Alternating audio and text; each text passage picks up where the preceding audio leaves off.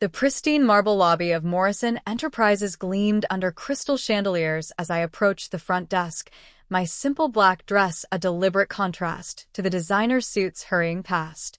The security guard looked up, his eyes immediately dismissive as he took in my intentionally modest appearance. "Service entrance is around back," he said automatically. "Cleaning staff isn't allowed through the main lobby." I smiled, thinking of the memo I'd be sending out tomorrow about proper treatment of all visitors. "Actually, I have an appointment." "With who?" He didn't bother hiding his skepticism. "William Morrison." The guard actually laughed. "Mr. Morrison doesn't take appointments with." He looked me up and down. "Cleaning staff. Perhaps you should call up and check." He sighed dramatically but picked up his phone. While he dialed, I watched the early morning bustle of the building I secretly owned. Morrison Enterprises occupied the top 10 floors, but the rest of the tenants paid their rent to a holding company I'd established years ago. Not that my stepbrother William knew that. He was too busy playing CEO to notice who actually owned his company's headquarters. "Mr. Morrison's office," I heard his assistant answer. "How may I help you?" "Sorry to bother you, Miss Peters, but there's someone here claiming to have an appointment.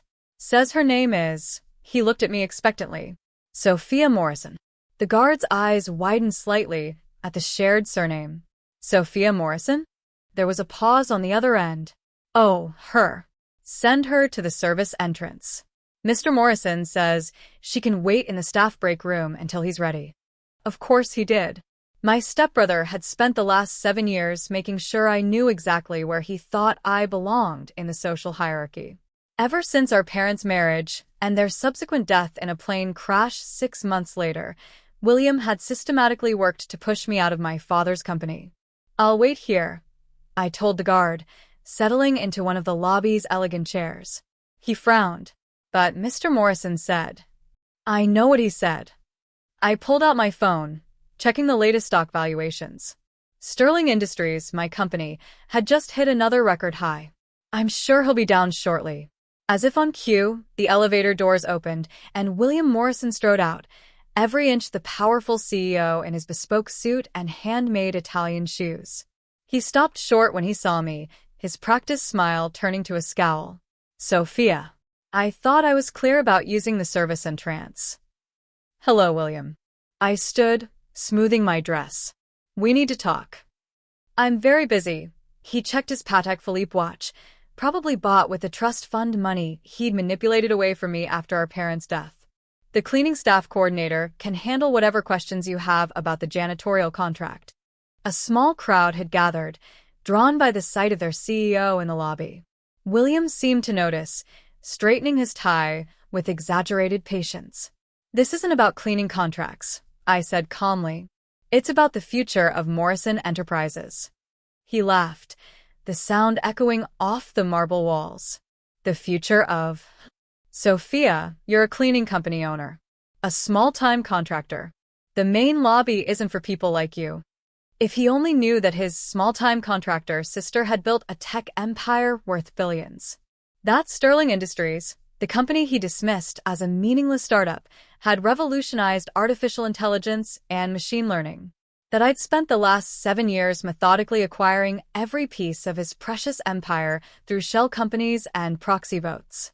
Actually, I smiled. That's exactly what we need to discuss. Your board meeting starts in an hour. I think you'll want to hear what I have to say before then. The board meeting is confidential, he snapped. And you're not authorized to be in this building except through the service entrance. Security. The guard stepped forward, looking uncertain. "I wouldn't," I advised him quietly. "In about 30 seconds, William's assistant is going to come running out of that elevator with some very interesting news." William's face reddened. "What are you talking about? What have you?" The elevator dinged, and his assistant burst out, face flushed with panic. "Mr. Morrison." "Sir." "Sterling Industries just acquired controlling interest in Morrison Enterprises. They own 51% of our shares." The lobby went silent. William's perfect composure cracked. "That's impossible. Sterling Industries is just a small tech company. They couldn't possibly." "Actually," I stepped forward, "we're a rather large tech company. worth about $12 billion at last market close. I turned to his shell-shocked assistant. Hello, Miss Peters.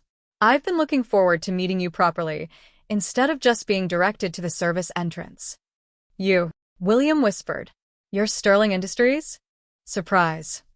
I smiled, watching his face as the full impact hit him. Should we go up to your office to discuss the details? Unless you'd prefer to meet in the staff break room. The next hour was a masterpiece of long-awaited revelation. I sat in William's pristine corner office, soon to be my office, watching him pace as I detailed exactly how I'd outmaneuvered him. The shell companies, he muttered, flipping through the acquisition documents. The proxy votes. The gradual stock purchases. All this time, I confirmed, while you were busy making sure I used the service entrance, I was buying everything you thought you controlled. But your company, we investigated Sterling Industries last year. It was nothing.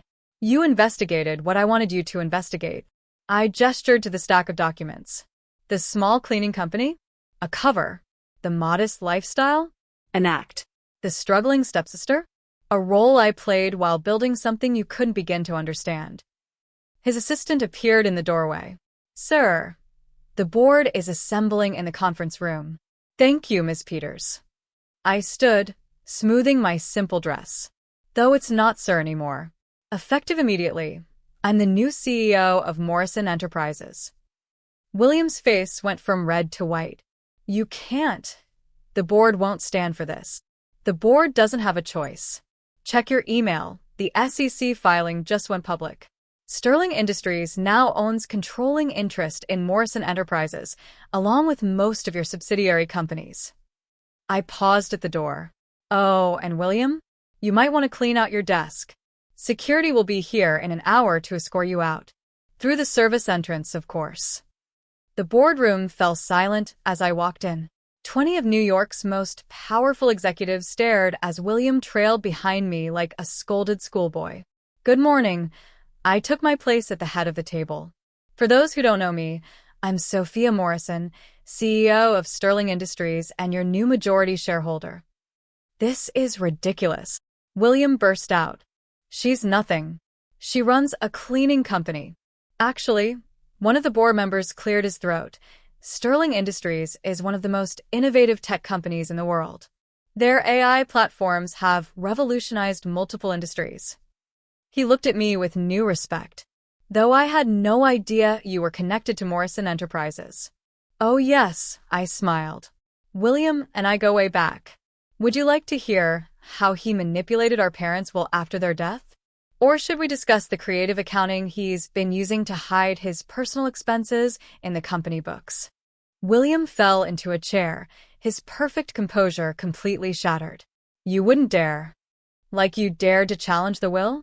To push me out of my father's company? To reduce me to using the service entrance of a building I now own? The board members shifted uncomfortably as I projected documentation onto the screen. Evidence of William's years of financial misconduct, all carefully collected and preserved. As you can see, I continued, changes in leadership are only the beginning. Sterling Industries will be implementing a complete overhaul of Morrison Enterprises, starting with a forensic audit of all executive accounts. But the Morrison name, William sputtered. The family legacy will be properly honored for the first time in 7 years. I cut him off. Starting with a new charitable foundation focused on helping entrepreneurs who've been told they're not good enough by people exactly like you. The next few hours were a blur of signatures, legal documents, and increasingly desperate attempts by William to maintain some control.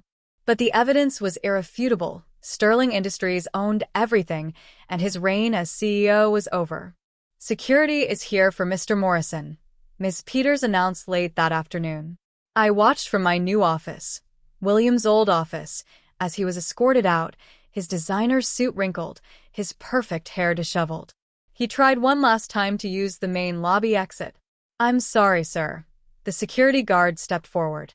Former employees must use the service entrance. The press had a field day with the story.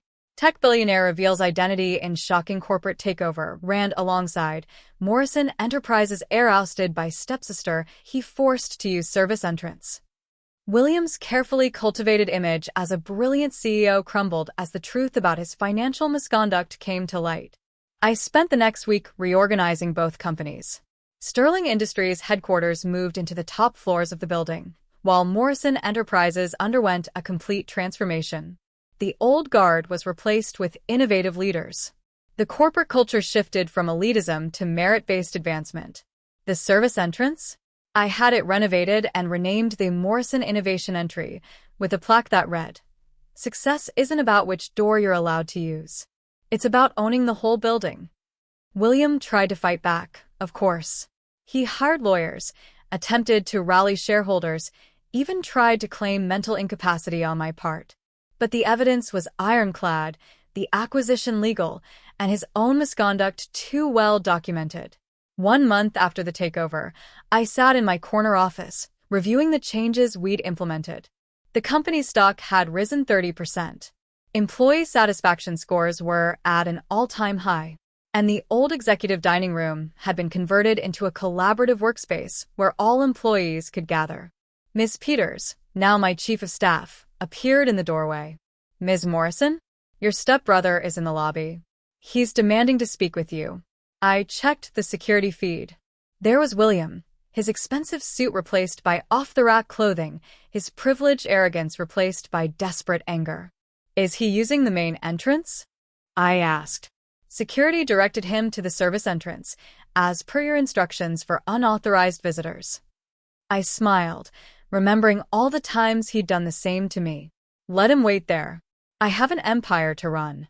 The final touch was the new company logo I unveiled the following week, a simple design that incorporated both the Sterling Industries lightning bolt and the original Morrison Enterprises crest.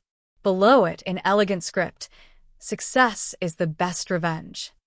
William now works as a junior analyst at a small financial firm in New Jersey, the only place that would hire him after the SEC investigation. He takes the bus to work. I sent him a cleaning contract for his new office as a Christmas gift. Sometimes the greatest victory isn't in taking over someone's empire, it's in making them use the same service and trance they once forced you to use. And sometimes, the best revenge isn't just succeeding, it's succeeding so spectacularly that your enemies have to read about it in the Wall Street Journal while waiting in the lobby they once banned you from entering.